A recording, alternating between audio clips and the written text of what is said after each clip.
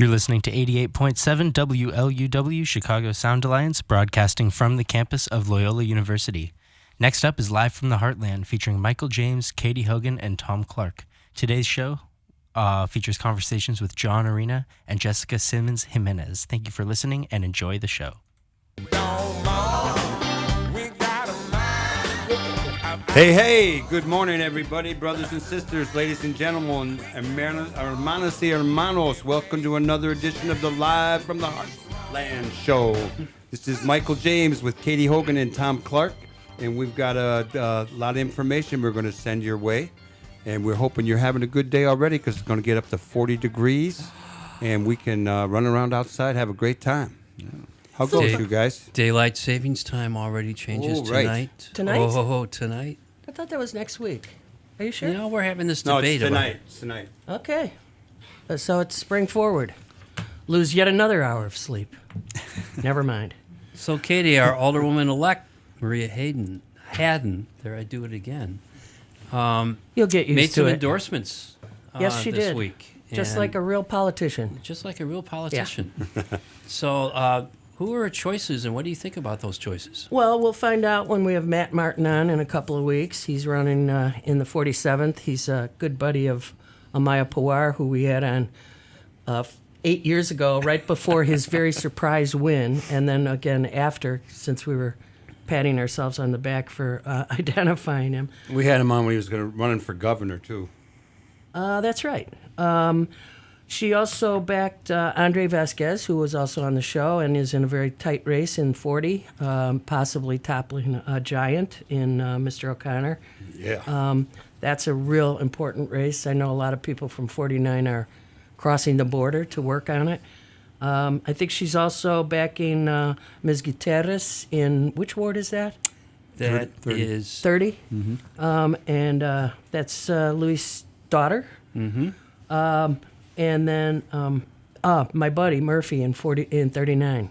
He's a good guy. I hope you all vote for him. He's already the committeeman there. He won that. And, yeah, Mr. Murphy should make it in 39. So these are exciting times for looking at the city council that might emerge. So as we sort through what happened in the 49th, what do you think was key to Maria's victory there? Hundreds of volunteers for many, many months.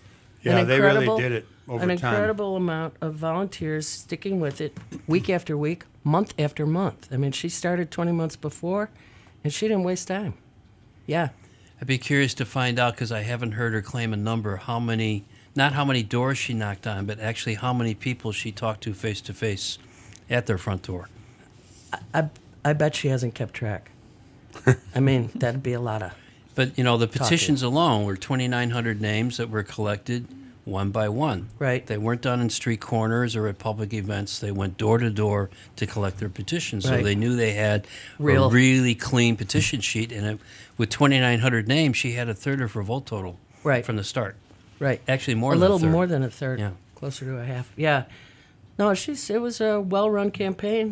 They will be replicating it in many other wards because she had a lot of success with it. Well, what was interesting to me a whole bunch was that she pulled a lot of labor union support, and I didn't know if that was going to happen, if SEIU would jump in, various other unions. But I think she did it, and I would be interested to know how that came about. Well, they were ticked off at Joe. Well, that's part of it, yeah. For one.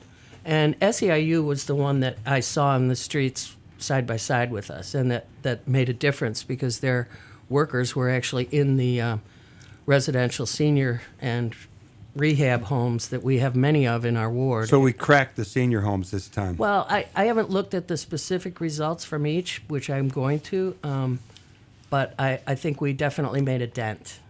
For listeners, when you're doing political work, a lot of in the 49th ward, there are a lot of senior residencies, and it's always been kind of traditionally hard to get in there and talk to the residents. Actually, to distinguish senior residences from nursing homes. Nursing homes is the place where people are really taken advantage of, vote-wise, if somebody wanted to. And I have poll watched at nursing home elections, which happen days other than the real election, and it's a day to see what's sad about the U.S. in every way, actually. So we do have another election, even though we do have an alderwoman-elect. If there was a straw poll done today, a week before early voting starts, where do you think our ward would fall? Our ward or the city? Where do you think our ward would fall on the Tony Laurie 50-50. choice? Yeah, 50-50. It's looking really. Yeah, I mean, people who love each other are on opposite sides on this, That's and right. some people are really emboldened to be hostile to the other candidate. Well- It kind of amazes me. I mean, I like them both. I mean, I have my criticisms, but I certainly will be happy whoever our mayor is. But a lot of people up in our neck of the woods are really taking strong positions. Well, people who are going to get into verbal fisticuffs over this one, we should pay attention, because those people are kind of a pain in the butt. I mean, frankly, this is a choice between two positives, and those of us who've lived here all our lives know we've never seen a choice like this. Never, ever. So, I mean, it's exciting that there's yet again, Chicago politics. How totally fascinating. We love it. So I don't mean to say people with strong opinions, are a pain in the butt. I mean, we all are at different times. But I don't want people to be falling out over this, regular allies. But I have no control over that. I never have. You don't. Even we'll you. See. No, especially me. No, I'm the sheep in the house. Well, I'm sure we'll get into this more with our guest, John Arena, in a few moments, but we have a couple of other things to talk about. Right. I particularly want to raise, and I'm sure we'll get into this with John, what I call parking meter 2.0. I cannot believe how quickly this Lincoln Yards thing is going through, right behind or right on the heels of No Cop Academy going to a final vote this week, right on top of another TIF for Rescoville, otherwise known as Project 78. Rom is going out with style, about $2.3 billion in TIF funds that won't be going to our schools for the next 23 years. I mean, what's going on here with this push to get all this TIF money set aside for luxury He's condos? looking to have a nice new office in Lincoln Yards.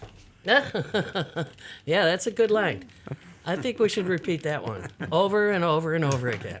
Rom's looking for his new office in Lincoln Yards. Save it for him, Brian and Walter. Let's definitely go deeper with this with John. Okay. So I wanted to ask my two colleagues, one of the things I was trying to measure with our last election was the extent to which the hot debate on social media would actually translate into votes or not. And I think the jury's still out, at least in terms of the 49th Ward, how important that social media impact might have been, because I still think there was a lot of echo chamber type of stuff rather than expanding the base. But her victory is, says a lot for its on its own for how effective that might be. But we're all immigrants to the social media stuff, and I'm wondering to what extent that's going to play out in this runoff.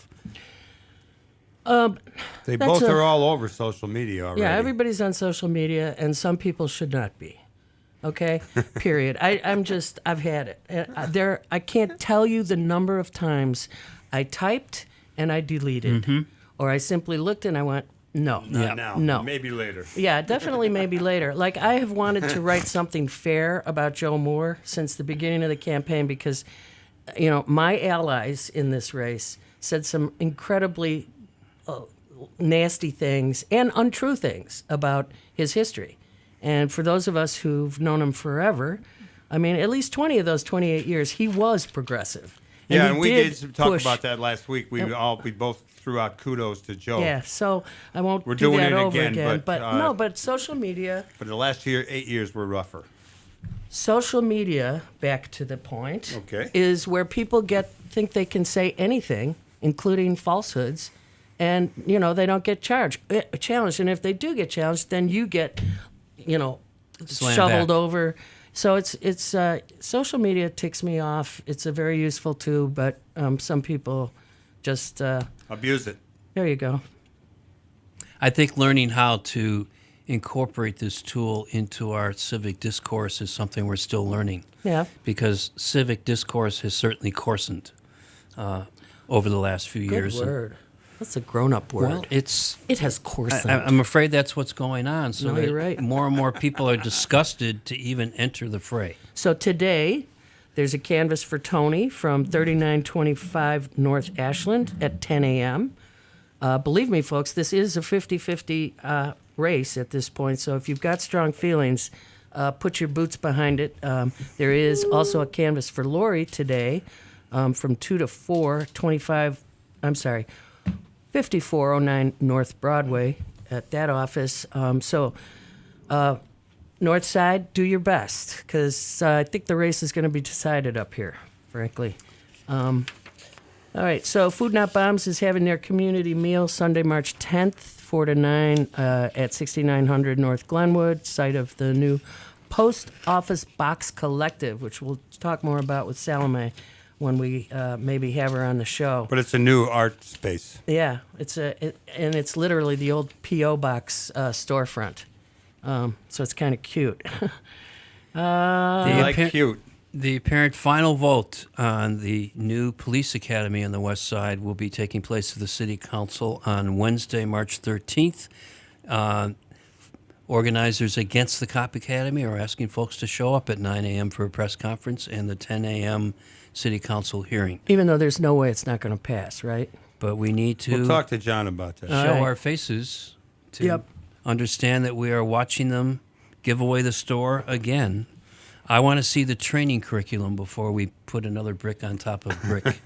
There you go.